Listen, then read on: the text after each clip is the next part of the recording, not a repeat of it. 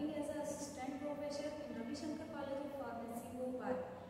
आज हम देखने वाले हैं Hantzsch Widman nomenclature of heterocyclic compound.